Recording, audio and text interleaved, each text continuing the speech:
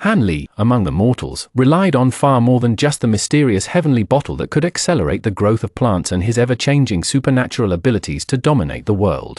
On his long path to rise, there was a crucial talisman that repeatedly turned the tide in dire straits: the spirit-subduing talisman.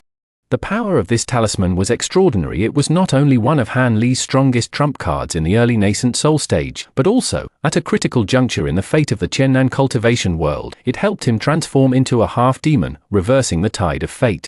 Its astonishing performance is enough to leave a significant mark on the history of mortal cultivation. The spirit-subduing talisman was not a chance occurrence appearing out of thin air. Behind it lies a poignant epic of the rise and fall of an ancient sect.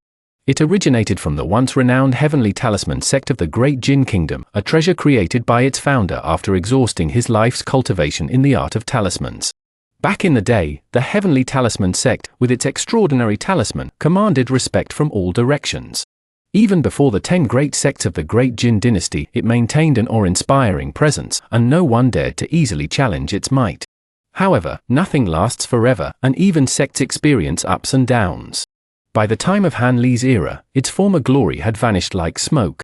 The heavenly talisman sect had declined and withered, even teetering on the brink of extinction. To make matters worse, the then sect master, Elder Yun, was trapped in a terrifying and perilous place, the Netherworld. This place was a nightmare for cultivators. Once trapped, they were completely cut off from the spiritual energy of the outside world. All magical treasures and spells became ineffective, leaving cultivators with immense cultivation power, reduced to mere mortals relying solely on their physical strength for combat, a situation with virtually no chance of survival. Just when the survival of the sect and the lives of individuals hung by a thread, the gears of fate began to turn in a mysterious way. At that time, Han Li had just obtained the wind and thunder wings from Feng Shi and was about to escape when he encountered Wen Tianren, the successor of the demonic cult giant, the Six-Path Supreme Saint. After a fierce battle, the two were unfortunately swept into the Ghost Mist, one of the 3 great calamities of the chaotic Star Sea, and fell into this desolate and hopeless place by chance. In this desolate and hopeless space, the exhausted Elder Yun encountered the unexpectedly intruder Han Li. Seeing that his sect's 1,000-year-old talismanic heritage was about to be annihilated with him, Elder Yun grasped at a sliver of hope in his despair. He did not expect Han Li to help him escape, but instead made a decision that was almost like entrusting his last will. He solemnly handed over the incantation for refining the spirit-subduing talisman, one of the highest secret manuals of the heavenly talisman sect, to Han Li. His only request was that if Han Li were to survive, he could bring this incantation back to the heavenly talisman sect so that the sect's supreme martial art would not be lost. This entrustment, tragic and helpless, was not something Elder Yun truly hoped for. The path to survival in the Netherworld was bleak. This act was more about seeking a spiritual anchor, a final responsibility to the sect. However, Han Li's existence itself was the embodiment of change. He briefly restored his mana with a wisp of pure spiritual energy, releasing the soul-crying beast, a beast specifically designed to subdue ghosts and spirits. This beast was the natural nemesis of Netherworld ghosts, sweeping away countless obstacles in its path. Han Li not only used it to kill his nemesis, Wen Tianren, but also found a spatial rift in the midst of despair, miraculously escaping and unexpectedly returning to Qiannan. Elder Yun's near-desperate entrustment was thus preserved by this sliver of opportunity. Elder Yun's willingness to entrust the sect's secret technique to a stranger, besides helplessness, also concealed a shrewd calculation. He knew the difficulty of crafting the spirit-subduing talisman, especially the demanding requirements for its core materials.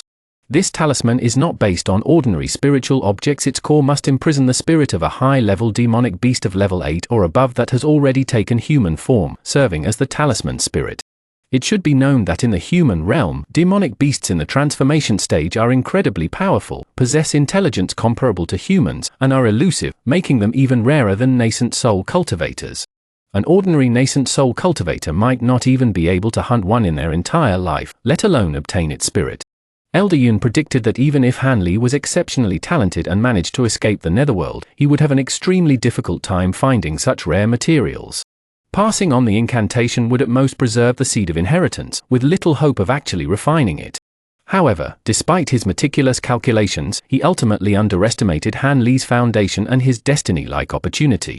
Back during his training in the chaotic Star Sea, Han Li had already engaged in a life-or-death battle with a level 8 demonic beast. He cleverly used the power of the gold-eating insects to successfully slay a ferocious level 8 poisonous dragon in Feng Shi's lair and carefully subdued its spirit. This venomous dragon, in its lifetime, possessed profound cultivation, a refined spirit, and contained its innate potent demonic poison, making it exceptionally powerful. This spoils of war, obtained through past battles, had been quietly lying in Han Li's storage bag, seemingly prepared specifically for this moment. When the opportunity to refine the spirit-subduing talisman arrived, this venomous dragon spirit became the most perfect, and almost the only, core material. No wonder some readers jokingly remark that Han Li's destiny with the Tao of talismans was predetermined. Obtaining this venomous dragon spirit was practically tailor-made for the spirit-subduing talisman. So, what kind of heaven-defying effect does this spirit-subduing talisman, with its precious materials and ancient heritage, possess? Its power is simple and direct, yet utterly domineering. Once activated, the demonic soul power sealed within will temporarily merge with the user, bringing a terrifying, all-encompassing boost. Physical cultivation surge, the user's magical power surges instantly, temporarily breaking through bottlenecks and reaching a higher level. Cultivation level surge, physical transformation, the powerful physical characteristics of the demon soul enhance the user's body, multiplying physical strength, power, and defense. Form metamorphosis, the user exhibits unique semi-demon characteristics, with parts of the sealed demon soul's appearance appearing on their body. Talent stacking, gain some of the demon soul's racial innate abilities, such as the deadly poison of the venomous dragon. When Han Li, with his early nascent soul cultivation, first activated this talisman, the sight was breathtaking. The venomous dragon spirit detached from the talisman, roaring as it merged into Han Li's body. In an instant, its aura surged, approaching the mid-nascent soul stage. Its appearance also drastically changed, a ferocious phantom of a blood dragon coiled on its back, its cheeks and arms covered in layers of hard, cold, blood-red scales, and a single, chilling dragon horn sprouted from its forehead. At this moment, Han Li was one with the dragon, his demonic aura soaring yet his mind clear, radiating a terrifyingly fierce pressure, like a primordial dragon demon. The spirit-summoning talisman made its first practical appearance in a momentous gamble that would determine the fate of the entire Qiannan human race. Faced with the overwhelming force of the Mulan mage army, the four major powers of Qiannan were forced to wager a life-or-death duel between 10 high-level cultivators to decide the future division of territory. The loser would have to cede half of their land, a matter of survival for billions of humans, its brutality and importance far exceeding any personal treasure hunt. Han Li, as the only early-stage nascent soul cultivator in the Qiannan camp, was initially the weakest link. His opponents were two incredibly fast and ferocious nascent soul-level heavenly tiger beasts and a strange, inexplicable azure flame that perfectly countered his azure ice flame.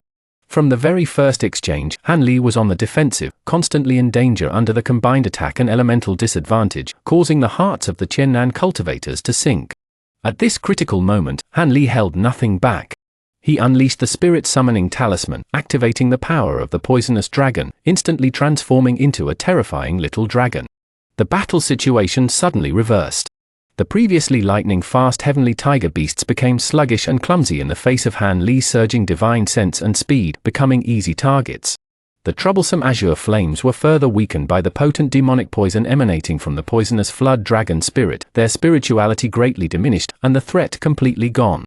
In a flash, Han Li, with overwhelming force, slew two heavenly tiger beasts in succession, securing victory for Qian Nanfang. After this battle, Han Li's name resounded throughout Qian Nanfang, truly joining the ranks of top cultivators, and the spirit-subduing talisman was undoubtedly the primary contributor to his ascension to godhood. The spirit-subduing talisman's second peak moment occurred in the even more dangerous and treacherous Fallen Demon Valley. Here, Han Li encountered the ancient demon race, the Blood Flame Soul, who had broken free. Although this demon had not recovered to its full strength, its power was already infinitely close to the pinnacle of the human realm, the nascent soul stage. Han Li's numerous powerful techniques, such as the demon-repelling divine thunder specifically designed to counter demons, the all-consuming gold-eating insect swarm, and even his painstakingly prepared killing move, the Great Gong sword formation, all failed to achieve their intended effect against this demon. Given Han Li's consistent cautious approach and his policy of retreating when things are not going well, the wisest choice at this moment would be to flee immediately. However, Cheng Tuanquan, the Grand Elder of the Luoyun sect, who was also trapped in the valley, was also in dire straits, his life hanging by a thread. Cheng Tuanquan had been kind to Han Li, not only protecting him when he first entered the Luoyun sect, but also confronting the powerful Nine Kingdoms alliance to accept Han Li's Daoist partner, Nangong Wan, as his sworn sister. Han Li had always remembered this sincere friendship. Faced with this debt of gratitude, Han Li made a completely different choice. He resolutely turned back, facing this almost invincible enemy, and fiercely activated the spirit-subduing talisman. The dragon soul possessed him once more, his combat power soaring to its limit, and he simultaneously unleashed the ferocious weapon, the blood demon sword. A brutal close-quarters battle ensued, with both sides clashing with all their might, even tearing apart the fragile space around them. Ultimately, both fell into the fragments of the spirit garden, revealed by the spatial rift. Although the Blood Flame's main soul was ultimately destroyed by the ancient restrictions within the spirit garden, Han Li, with his nascent soul cultivation and the power granted by the spirit summoning talisman, was able to directly confront an ancient demon nearing the divine transformation stage, dragging him into a desperate situation. His courage, decisiveness, and explosive combat power were astonishing. This battle once again undeniably proved the strategic value of the spirit summoning talisman in truly desperate situations. It is a trump card capable of breaking through realm barriers and achieving a comeback from a desperate situation. The reason the spirit summoning talisman became Han Li's irreplaceable and deadly trump card in his early days was the result of multiple intertwined factors. It was both a product of fortuitous circumstances. Without accidentally entering the netherworld, he would not have obtained the incantation, and an inevitable consequence of Han Li's long-standing foresight and profound accumulation of knowledge. Without the foresight to have faced life and death in the chaotic star sea in his early years, slaying the poisonous dragon and absorbing its spirit, even the incantation would have been nothing but a mirage. This perfectly illustrates the underlying logic of Han Li's success. Astonishing luck often only befalls those who are fully prepared.